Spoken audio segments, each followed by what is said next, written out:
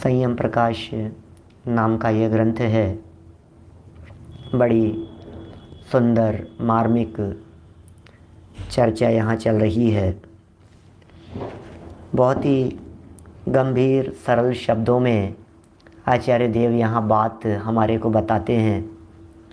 छोटी छोटी सी बातों में हमें शिक्षा देते रहते हैं, हमें उपदेश देते रहते हैं, हमें बताते रहते हैं कि हे भव्य जीवों, क्या करने योग्य है। अपने मन को पवित्र करो। कल उपदेश दिया था, सम्यक दर्शन के द्वारा अपने मन को पवित्र करो। सम्यक दर्शन के द्वारा अपने अंतरंग को पवित्र करो। ये सब बातें कही थी। क्रोध छोड़ दो, घमंड छोड़ दो।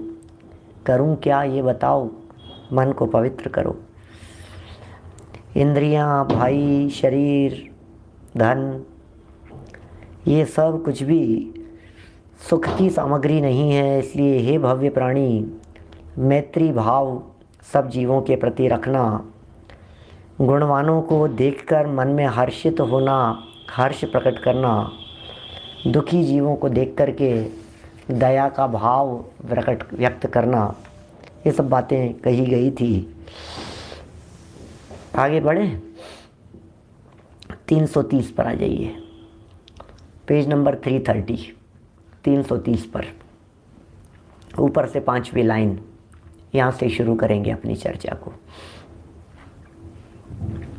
देखिए क्या कह रहे हैं। हे भव्य प्राणी, हे भव्य प्राणी, भयानक दुख देने वाले जन्म जरा मरण रूपी पहाड़ों से भयंकर दुखों का कारण ऐसे संसार रूपी वन में घूमते हुए तूने विशेष कर्म के उदय से मनुष्य पर्याय प्राप्त की है। दिखा रहे हैं भैया क्या क्या नहीं किया तुमने अतीत काल में। जन्म जरा मरण इन पहाड़ों के भयंकर दुखों को भोगा है। भयंकर दुखों का कारण संसार रूपी वन, और उसमें घूमते हुए खूब घुमाए, खूब भटकाए। भव अटवी में, संसार समुद्र में खूब डुबाए, खूब गोते लगाए हैं। विशेष कर्म के उदय से मनुष्य पर्याय प्राप्त किए। ये कोई पूर्व जन्म में किए गए पुण्य का छींटा थोड़ा सा लगा, जिस वजह से ये वर्तमान में मनुष्य पर्याय की प्राप्ति हो गई। सहज थोड़ी ना भाई साहब, हर व्यक्ति को नहीं होती है। किसको होती है अनंत अनंत जन्मों में। अरे अनंत अनंत जीव राशि हमें चारों तरफ दिखाई देती है, उसमें से हम कहाँ हैं और वो कहाँ हैं। आप कल्पना कर सकते हैं आपके घर में जितने मच्छर होंगे, जितने ये सब कॉकरोच वगैरह होंगे, मकड़ियाँ होगी, छिपकलियाँ होगी, चींटियाँ होगी, वो सब वो और मैं बिल्कुल एक जैसे हैं। फील करने के लिए कहता हूँ, फील करने के लिए कहता हूँ। थोड़ा सा महसूस कीजिए थोड़ा सा कि वो और मैं दोनों एक ही हैं। अरे यार ये दशा, मैं यहाँ से मर कर के ये जो चींटियों का झुंड दिखाई दे रहा है, क्या माने ये चींटियों का झुंड, और उसमें 150 चींटियाँ इधर उधर दौड़ रही है, और उस झुंड का हिस्सा मैं भी किसी ज़माने में हुआ करता था। ओह, ये क्या कह रहे हैं ये। और फिर कोई एक विशेष जाति का पुण्य का उदय आ गया। कहाँ उठ करके कौन सी जगह पर आ गए भैया, हम कहाँ आ गए हैं। ये हम जिस जगह पर आ गए हैं ये बहुत बहुत ऊंची जगह है। और ये मनुष्य पर्याय प्राप्त की तो भी यदि तू धार्मिक क्रियाओं में प्रवृत्त नहीं होगा तो हे प्राणी, तू अपने को ठगा गया है, समझ। ओह, ये बहुमूल्य चीज़ को प्राप्त करके कव्वे उड़ाने जैसा काम कर रहा है।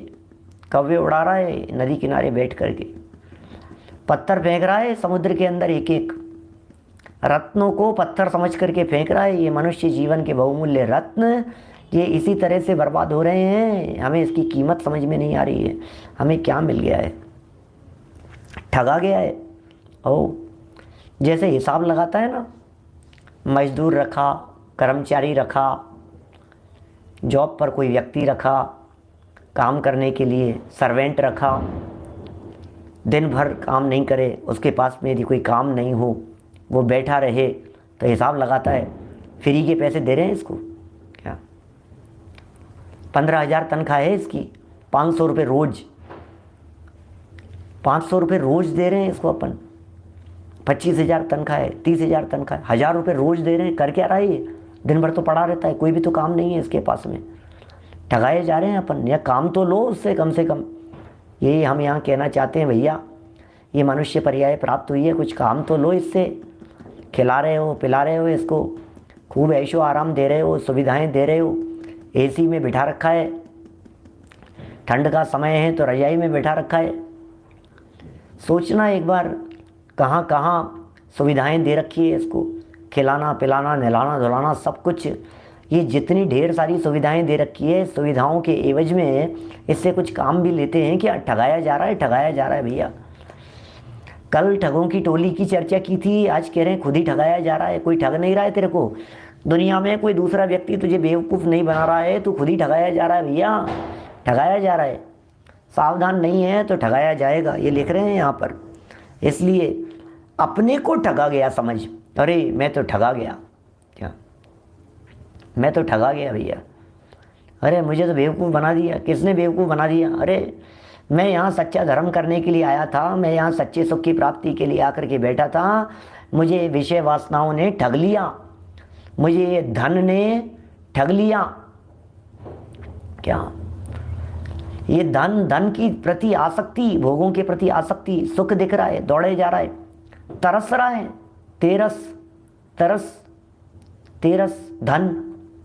धन के लिए तरसता है, धन तेरस है, तरस रहा है धन के लिए, धन पूजा कर रहा है, लक्ष्मी की पूजा कर रहा है, अर्घ चढ़ा रहा है, अरे हे लक्ष्मी माँ कब प्रसन्न हो जाएगी, हे माँ कब आ जाएगी, हैं ये सब ठगाया जा रहा है। इसे लग रहा है कि मैं कोई अच्छा काम कर रहा हूँ, कोई मैया आ जाएगी, मेरे पास में धन आ जाएगा, लेकिन इसे पता ही नहीं है कि ये धन के नाम पर खुद ठगाया जा रहा है। पता है ये जितने भी ठगने वाले लोग होते हैं, ये कर्म चोरों की बात करता हूँ, जितने भी ठगने वाले लोग होते हैं क्या, ये ठगने वाले लोग लालच देते हैं, ठगने वाले लोग बिस्किट खिलाते हैं, ठगने वाले लोग लॉलीपॉप देते हैं। जितने ठगने वाले लोग होते हैं ये सब बड़ी बड़ी बातें करके आपको जाल में फंसा लेंगे। ठग किसे कहते हैं, ऊपर से ईमानदारी दिखाएंगे, प्रदर्शन करेंगे, अरे बिल्कुल चिंता मत करो, ये हो जाएगा, ये मिल जाएगा। ये जो ठगने का जो तरीका है जगत में, अच्छा वेश बना करके आएंगे, साधु का वेश बना करके आएंगे, सज्जन का वेश बना करके आएंगे, और कौन होंगे, ठग, और फंसा लेते हैं वो हमारे को। कौन है यहाँ, कौन ठग रहा है और किससे ठगाया जा रहा है कि पुण्य तुझे ठग रहा है, ये पुण्य का वैभव तुझे अट्रैक्ट कर रहा है, ये पुण्य का वैभव तुझे फंसा रहा है, ये पुण्य का वैभव तुझे फांस रहा है, बांध रहा है, तू बंध रहा है, तू उलझ रहा है। भैया समझ करके रहना, संभल करके रहना। ये बता रहे हैं ये पुण्य के उदय में तू ठग गया, ठगाया गया। हो ये सब प्राप्त करके भी धार्मिक क्रियाओं में प्रवृत्त नहीं होगा तो ठगाया गया, और तूने यदि काम में ले लिया तो बस ठीक है। फिर क्या बोलो, संसार रूपी वन में घूमते हुए भयंकर दुखों को भोगते हुए, जन्म जन्म मरण के पहाड़ों से दुखी होकर के भयानक दुख देने वाले हे भव्य प्राणी, इन सर्व अवस्थाओं को झेलते हुए तूने ये मनुष्य पर्याय प्राप्त की। और विशेष कर्म के उदय, कोई कर्म का छींटा आ गया उछल करके, विशेष कर्म के उदय से मनुष्य पर्याय प्राप्त किए, तो भी तू धार्मिक क्रियाओं में प्रवृत्त नहीं होगा। तो भी प्रवृत्त नहीं होता धार्मिक क्रियाओं में, तो हे प्राणी तू अपने को ठगा गया है। क्योंकि क्यों ठगा गया है, बता, ठगा क्यों गया ये बता। इसलिए ठगा गया कि 500 रुपये के अंदर तू कितना काम कर सकता था, तू 500 रुपये में क्या लेकर के आया, एक कचौरी बाजार से, अभक्ष्य, खाने योग्य नहीं। एक कचौरी 500 रुपये की दे दी उसने तेरे को लूट लिया उसने।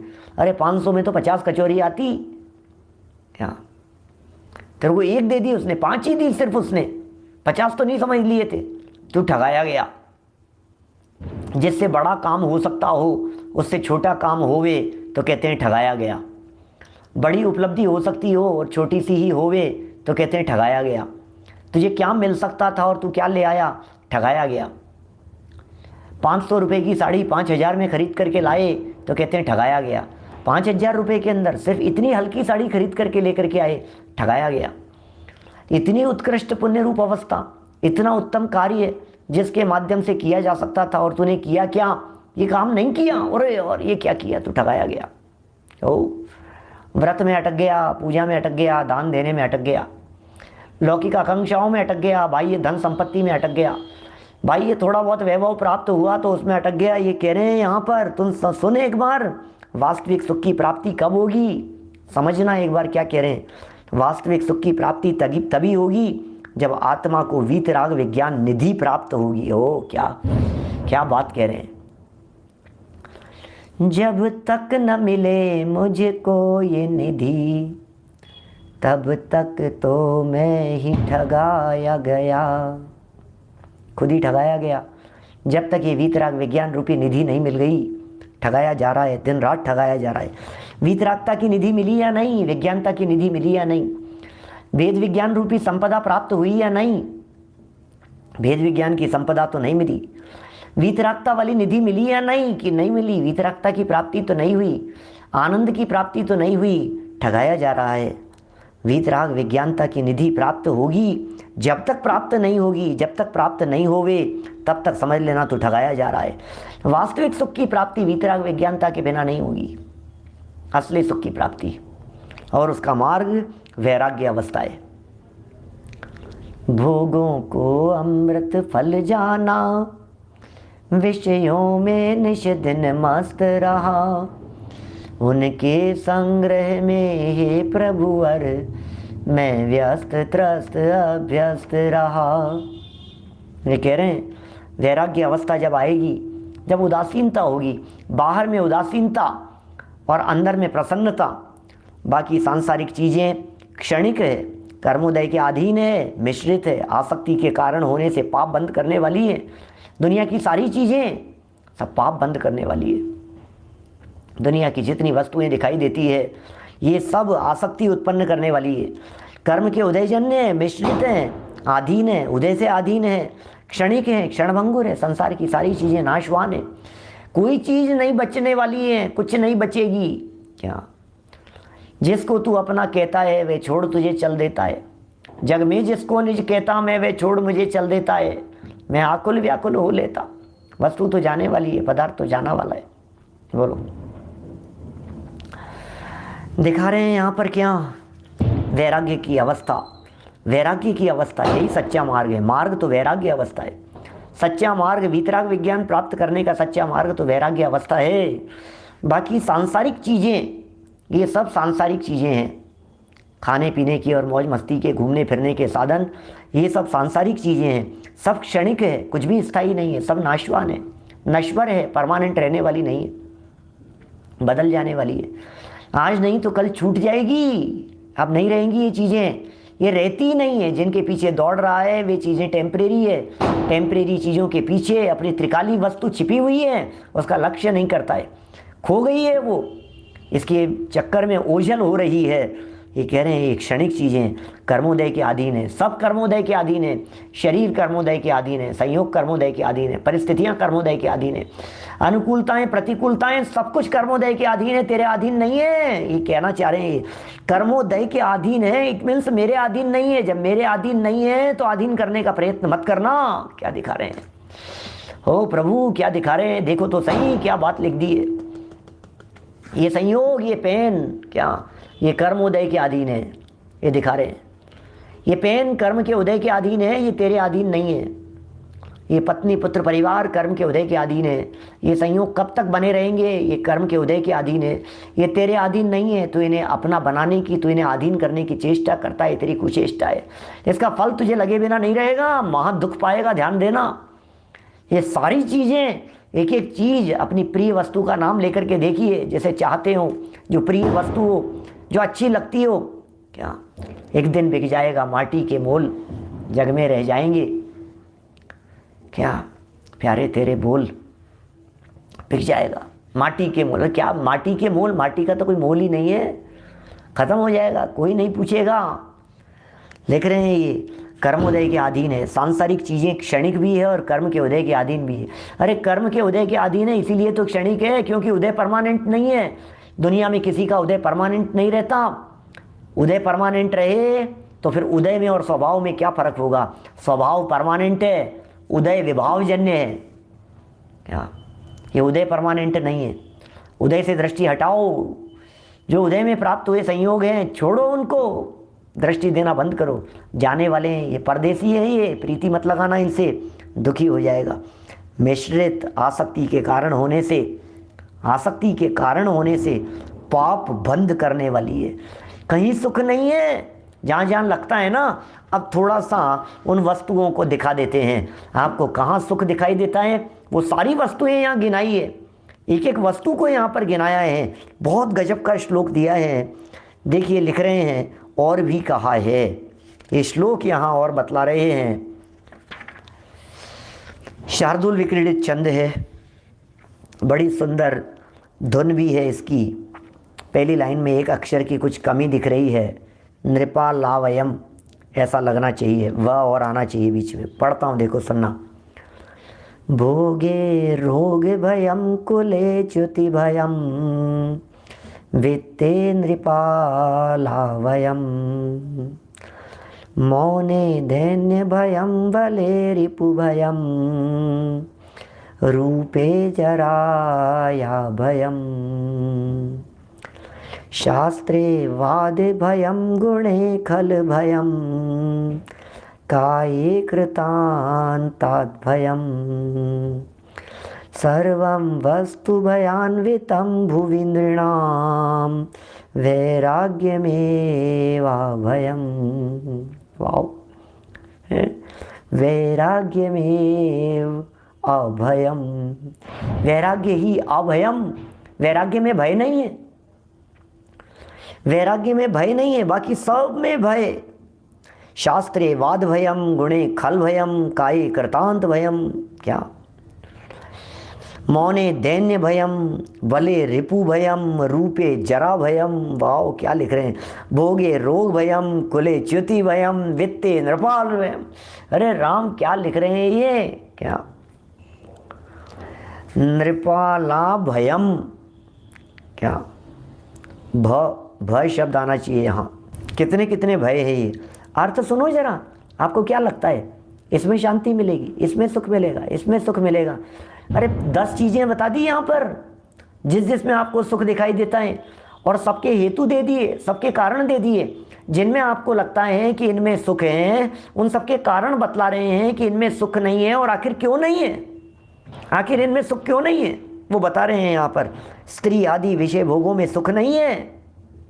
सारा जगत विषय भोगों में सुख मान रहा है, सारा जगत ये मान करके चल रहा है। क्या सारा जगत ये मान करके चल रहा है कि स्त्री में सुख है, सारा जगत ये मान करके चल रहा है भोगों में सुख है, सारा जगत ये मान करके चल रहा है विषयों में आनंद है, और दौड़े जा रहा है उन सब के पीछे, भागे जा रहा है, भागे जा रहा है, दौड़े जा रहा है। लेकिन ये लिख रहे हैं, ये क्या लिख रहे हैं यहाँ पर, विषय भोगों में सुख नहीं है। क्यों नहीं है, क्योंकि शारीरिक रोग का भय है। अरे कब तक चलेगा, उम्र 40 50 60 के ऊपर होती है, जवाब देने लगती है इंद्रियां, जवाब देने लगती है इनकी शक्ति, रोगों की दस्तक दिखाई देती है कदम कदम पर। ये तो अभी 20-25 साल की 30 साल की उम्र है ना, तो जवानी का जोश दिखाई देता है। जैसे जैसे उम्र बढ़ती चली जाती है, जैसे जैसे समय बढ़ता चला जाता है, वैसे वैसे ये दस्तक देती रहती है बीमारियाँ, हार्ट, किडनी, लीवर, डायबिटीज़, आँखों पे चश्मा और न मालूम क्या क्या। क्या बोलो, क्या कह रहे हैं ये लिख रहे हैं भाई साहब, एक एक शब्द लिख रहे हैं, जरा सुनिए जरा।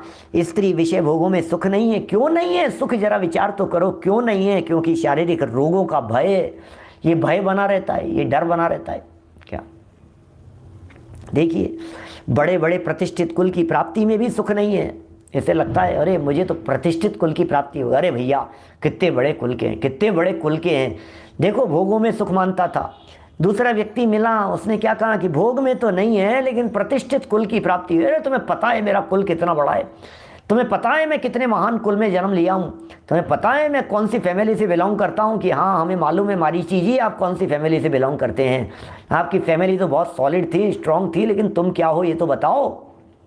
कह रहे हैं यहाँ पे बड़े बड़े प्रतिष्ठित कुल की प्राप्ति में उसमें सुख नहीं है, उसमें नहीं है रंच मात्र भी सुख, क्योंकि उसमें पतन का भय है। लो भैया कुल तो बहुत श्रेष्ठ था, लेकिन तुम्हारे कुल में एक ऐसा जन्म लिया कंस, ऐसा जन्म लिया रावण, ऐसा जन्म लिया है कीचक, जिसने कलंकित कर दिया दुर्योधन।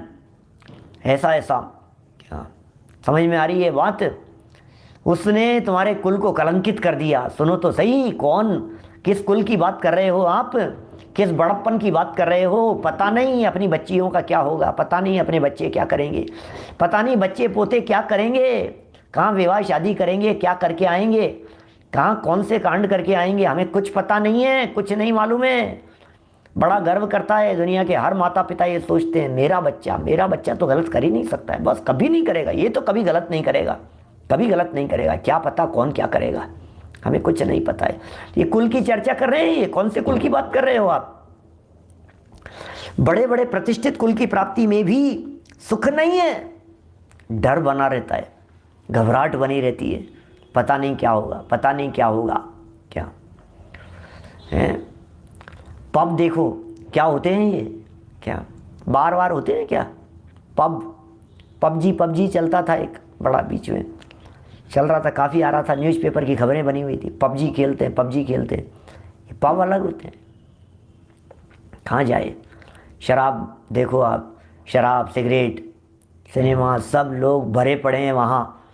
क्या वाइन बार पब क्या क्या हो रहे हैं, कहाँ कहाँ दौड़ रहे हैं, भरे पड़े हैं न्यू ईयर मनाने के लिए, ये मनाने के लिए, क्रिसमस मनाने के लिए, दिवाली मनाने के लिए, happy new year, 31st night हो। देखो क्या कहाँ कहाँ भागे जा रहा है, कुछ पता नहीं है भैया, कुछ होश नहीं है।